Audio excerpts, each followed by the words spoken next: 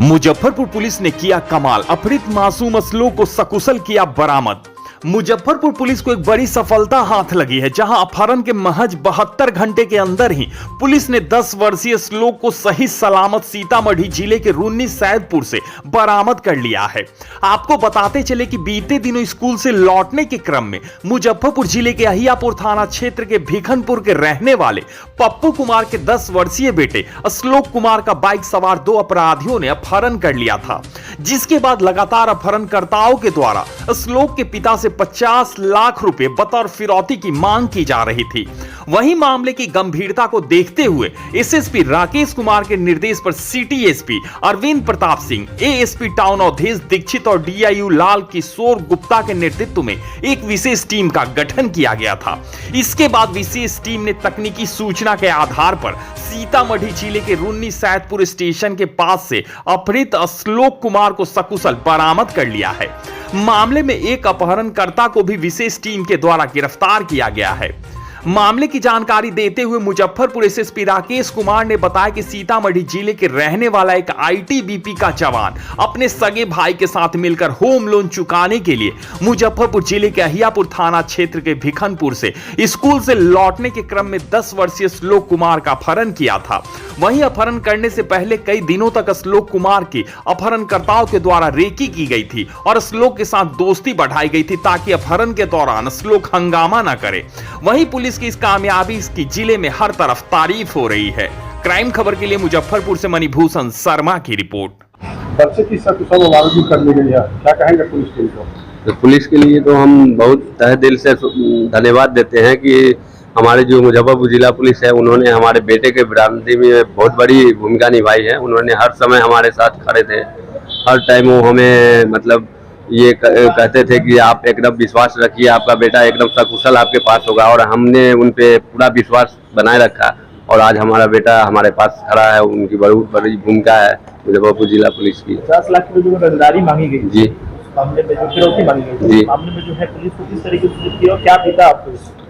जब हमसे वो कॉल जब वो किए थे उस टाइम इतनी बड़ी अमाउंट सुनकर हम बहुत ज़्यादा अपसेट हो गए थे, घबरा गए थे। बट हमारे साथ सर लोग मौजूद थे, जो भी जिला पुलिस के सर लोग हैं वो सब सर थे। उन्होंने हमें आश्वासन दिया कि ऐसा कभी टाइम नहीं आएगा जो आपको अमाउंट देना पड़ेगा, आपका उससे पहले आपका बेटा आपके साथ होगा, और हमने उन पर विश्वास किया जो आज हमारा बेटा मेरे साथ है। मेरा नाम पप्पू कुमार सिंह होगा, श्लोक कुमार सिंह हुआ। 2023 को मुजफ्फरपुर जिला अंतर्गत अहियापुर थाना है, वहाँ की एक पंचायत है भिखनपुरा, वहाँ से एक 10 वर्षीय बच्चे के अपहरण का मामला प्रकाश में आया था। उस बच्चे के फादर पप्पू कुमार सिंह के द्वारा अहियापुर में इस संदर्भ में एक प्राथमिकी दर्ज कराई गई थी। हम लोगों ने इसमें जो एसपी टाउन है अवधेश, उनके नेतृत्व में और सिटी एसपी अरविंद प्रताप सिंह के अनुसरण में एक एसआईटी गठित की थी, जिसमें डीआईयू इंचार्ज लाल किशोर थे और लगातार जो हम लोगों की एसटीएफ है उसका भी हम लोग सहयोग ले रहे थे। इस पूरे ज्वाइंट ऑपरेशन को स्टार्ट किया गया। हम लोगों ने कई जगह सीसीटीवी फुटेज खंगाले।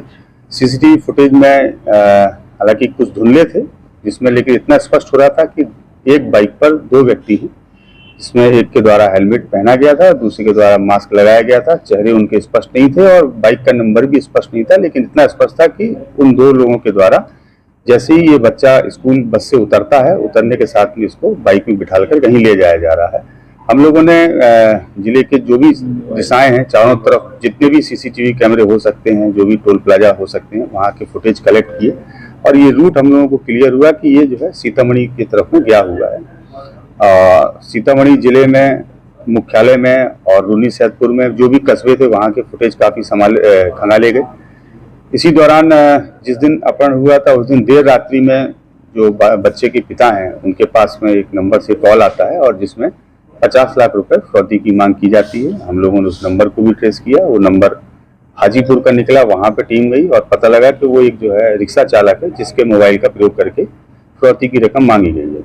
17 तारीख को भी दिन में 3 बार बात की गई जिसमें राशि की मांग की गई, लेकिन जो 17 तारीख के कॉल आए वो 2 कॉल मोतिहारी से आए, जिसमें एक मोतिहारी प्रॉपर से, एक रक्सौल के पास से, और जो तीसरा कॉल आया देर रात्रि में वो सीतामढ़ी से आया। और वो तीनों ही कॉल जो है एक आम व्यक्ति के, या तो ठेला चालक था या रिक्शा चालक थे, इनके फोन को मांग करके कॉल किया गया था।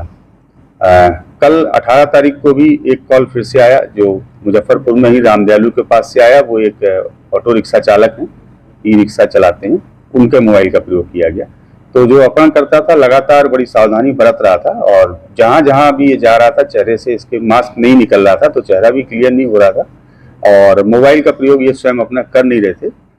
लेकिन हम लोग इसमें लगातार काम कर रहे थे, और जहां से भी ये कॉल करते थे हम लोगों का प्रयास रहता था कि वहां अगर सीसीटीवी फुटेज है तो देखा जाए। तो कल जहां रामदयालु के पास से इन्होंने कॉल किया, वहां का फुटेज बड़ा क्लियर आया, और फुटेज में चेहरा तो नहीं स्पष्ट हुआ, लेकिन ये इतना स्पष्ट हो गया कि एक बाइक है, और उनका जो टी शर्ट का कलर है और जीन्स का कलर है वो क्लियर हुआ, और एक बैग जिसको ये पीठ में टांग के चल रहे थे, ये जिस दिन अपहरण करने आए थे उस दिन भी उस बैग को टांगे थे, और हर जगह उस बैग को कैरी कर रहे थे, और वो बैग थोड़ा डिफरेंट कलर का था, रेड एंड ब्लैक कलर का था।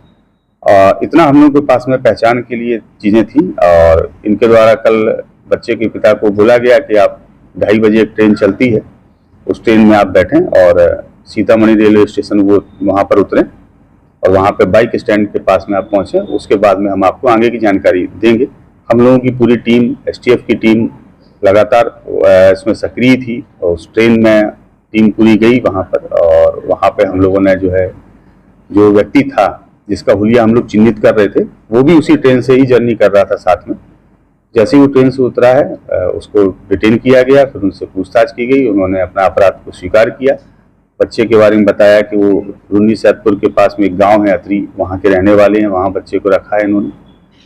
अतरी में टीम गई, लेकिन संयोगवश वहाँ पे बच्चा नहीं मिला, क्योंकि उनके जो दूसरे भाई हैं वो आईटीबीपी के जवान हैं, और उनका नाम गौरव है, और वो वर्तमान में प्रयागराज में पदस्थापित है, और आईटीबीपी में टेलीकॉम सेक्शन को देखते हैं। वो उस बच्चे को लेकर निकल चुके थे। फिर देर रात में काफ़ी सर्च किया गया, और फिर फाइनली सुबह अर्ली मॉर्निंग 4 बजे के लगभग रून्नी सैदपुर स्टेशन से बच्चे की सकुशल बरामदगी की गई। जब वहाँ पर टीम पहुंची तो पुलिस को देखकर जो आईटीबीपी के जवान हैं, जो दूसरे अपहरणकर्ता हैं गौरव, वो भागने में सफल रहे।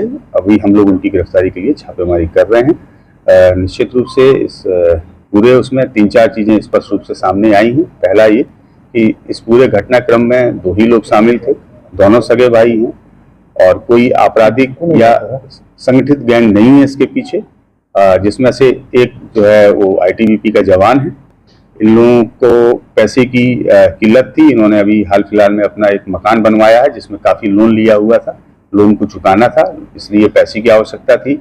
इन्होंने बच्चे को टारगेट करने के लिए 2 से 3 दिन उस एरिया की रैकी की। इनका विचार ये था कि वो एरिया ऐसा है जहाँ पे काफ़ी संपन्न घर बने हैं, और उन्होंने वहाँ पर देखा कि एक बच्चा ऐसा है जो बस से पैदल जाता है, उतरकर उसका घर थोड़ा दूरी पर है, और बच्चा अकेले जाता है, उसके कोई गार्जियन ना लेने आते हैं ना छोड़ने आते हैं। उन्होंने बच्चे से 2 दिन पहले बात करके उससे थोड़ी सी एक जान पहचान स्थापित की, और फिर घटना को अंजाम। इस तरह से मास्टर प्लान बनाने का सोचा उसका पैसे की आवश्यकता, और इसीलिए उन्होंने फिरौती की। इस अवस्था में तब बच्चे को रखा गया था। बच्चे को, उनके 2 घर है वहाँ पर, एक घर काफी अच्छा बना हुआ है, एक पुराना घर है जो खंडर स्थिति में है, वहाँ पे बच्चे को रखा गया था।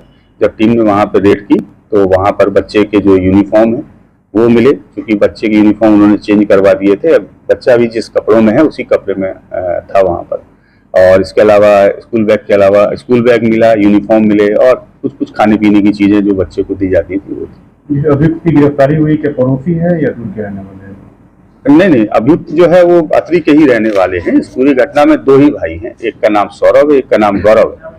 सौरभ हैं, उनकी गिरफ्तारी की जा चुकी है, और जो गौरव हैं, जो आईटीबीपी के जवान हैं, वो अभी फरार हैं। उनकी गिरफ्तारी के लिए हम लोग छापेमारी कर रहे हैं।